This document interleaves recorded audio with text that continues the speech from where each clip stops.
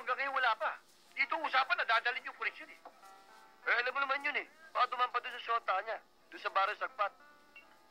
O, lagi na lang tayong pinaghihintay. Waiter! Yung bote namin, wala na itong laman. Ako na ang magdadala nito. Sige, sir.